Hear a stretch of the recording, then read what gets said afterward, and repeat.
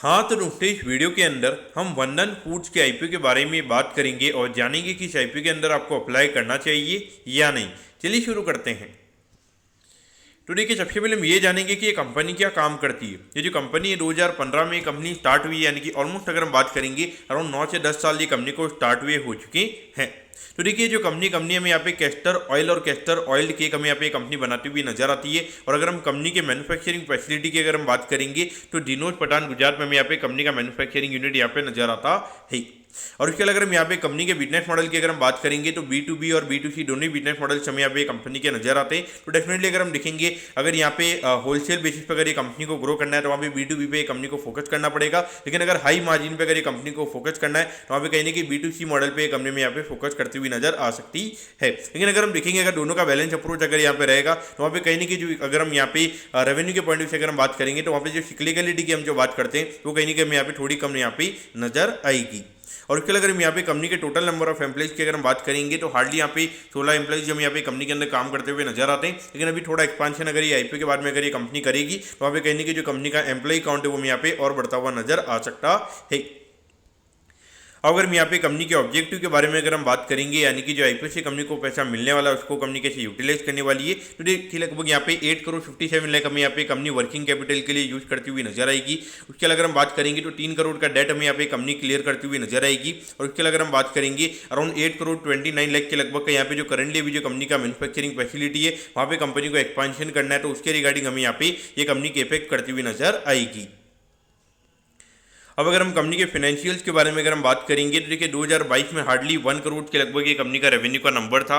फिर ये नंबर में बढ़ के लगभग 11 करोड़ के लगभग होता हुआ नजर आया था। और उसके बाद अगर हम देखेंगे अराउंड 48 करोड़ के लगभग का रेवेन्यू का नंबर में यहाँ पे नजर आता है। और अभी 9 महीने में कंपनी ने अराउंड 72 करोड़ का रेवेन्यू यहाँ पे कंपनी ने कर लिया, जो कि इंडिकेट करा है कि लगभग एनुअलाइज टर्म में लगभग 100 करोड़ का रेवेन्यू भी हमें यहाँ पे कंपनी क्रॉस करती हुई नजर आ सकती है।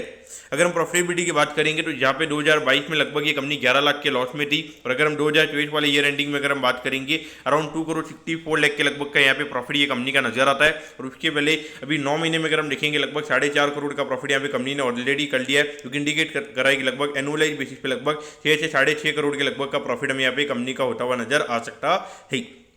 तो कहीं ना कहीं अगर हम देखेंगे तो यहाँ पे कंपनी के नंबर्स हमें यहाँ पे अच्छे नजर आते हैं, काफी रैपिडली हमें यहाँ पे कंपनी ग्रोथ हुई नजर आ रही है। लेकिन उसके अलावा अगर हम बात करेंगे तो कहीं ना कहीं भी 8 करोड़ का ये भी नया कैपेक्स भी हमें यहाँ पे कंपनी और करती हुई नजर आएगी। और लगभग 3 करोड़ का डेट भी हमें यहाँ पे कंपनी क्लियर करती हुई नजर आएगी। तो पॉइंट पे देखा जाए तो कहीं ना कहीं यहाँ पे जो ग्रोथ है वो नंबर में यहाँ पे काफी अच्छा नजर आता है। और जो एडिशनल कैपेक्स हमें यहाँ पे ये कंपनी का होता हुआ नजर आएगा तो उससे कहीं ना कहीं और यहाँ पे ग्रोथ हमें यहाँ पे आने वाले टाइम पे थोड़ी ज्यादा होती हुई नजर आ सकती है।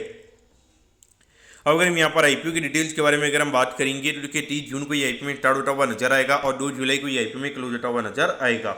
अगर हम प्राइस बैंड के बारे में अगर हम बात करेंगे तो 115 रुपये पर शेयर पे कंपनी में शेयर देती हुई नजर आ रही है। और 1200 शेयर का लॉट है जो यहाँ पे कंपनी का नजर आता है, यानी कि एक लॉट को अप्लाई करने के लिए 1,38,000 रुपीज़ यहाँ पर आपको लगने वाली है।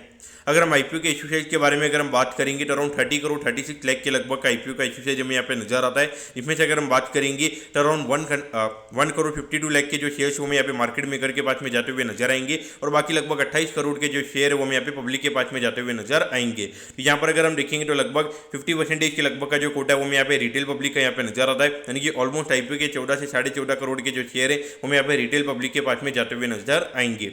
और अगर हम लिस्टिंग की अगर हम बात करेंगे तो बीएसई के एसएम प्लेटफॉर्म पर ये कंपनी हमें लिस्ट होती हुई नजर आएगी।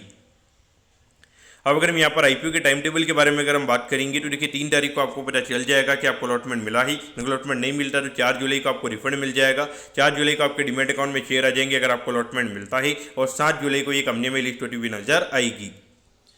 अब अगर हम यहाँ पे कंपनी के वैल्यूएशन के पैरामीटर्स की अगर हम बात करेंगे तो देखिए ऑलमोस्ट अराउंड 96 करोड़ की मार्केट कैप पे कंपनी का आईपीओ में आता हुआ नजर आ रहा है। अगर ये साल अगर ये कंपनी 6 करोड़ का प्रॉफिट अगर ये कंपनी करती है तो के हिसाब से लगभग 16 के पी रेशियो पे कंपनी का आईपीओ में आता हुआ नजर आ रहा है। क्योंकि जिस तरीके से कंपनी ग्रो कर रही है तो वहाँ पे कहीं ना कहीं अगर हम दिखेंगे तो वैल्यूएशन वाइज इतना ज़्यादा कॉस्टली हमें यहाँ पे ये नजर नहीं आता है। लेकिन एक ही जो नेगेटिव पॉइंट है वो ये कि यहाँ पे कोई भी हमें यहाँ पे क्यूआईबी और एंकर पोजीशन यहाँ पे नजर नहीं आता है। और जिस तरीके से हमें यहाँ पे खास करके एसएमई आईपीओ में जिस तरीके का भी सप्लाई है और वहाँ पर अगर हम देखेंगे तो ऑलमोस्ट अगर सारे शेयर अगर हमें यहाँ पे रिटेल पब्लिक और एचएनआई के पास में अगर हमें जाते हुए नजर आएंगे और जब उनकी लिस्टिंग के टाइम पे जब उनकी तरफ से जब सप्लाई आता है तो वहाँ पे भले ही आपका वैल्यूएशन कितना भी हो, जब उनको बेचना होता है, अगर वहाँ पर अगर बायर अवेलेबल नहीं होता है तो वहाँ पे कहीं ना कहीं 15 से 20% के डिस्काउंट पे ये कंपनी में खुलती हुई नजर आ सकती है। तो एक वही नेगेटिव पॉइंट पर्टिकुलरली मुझे यहाँ पे नजर आता है। बाकी कंपनी के पॉइंट ऑफ से अगर हम बात करेंगे, जिस तरीके से कंपनी ग्रो कर रही है और कंपनी के ऑब्जेक्टिव्स वगैरह भी यहाँ पे अच्छे नजर आते हैं। हाँ, लेकिन जो लोग अगर यहाँ पे 5-10% का रिस्क ले सकते हैं तो वो यहाँ पे या आईपीओ को लिस्टिंग इनके लिए अप्लाई कर सकते हैं। बाकी मेरे हिसाब से देखा जाए तो आपको यहाँ पे अवॉइड ही करना चाहिए।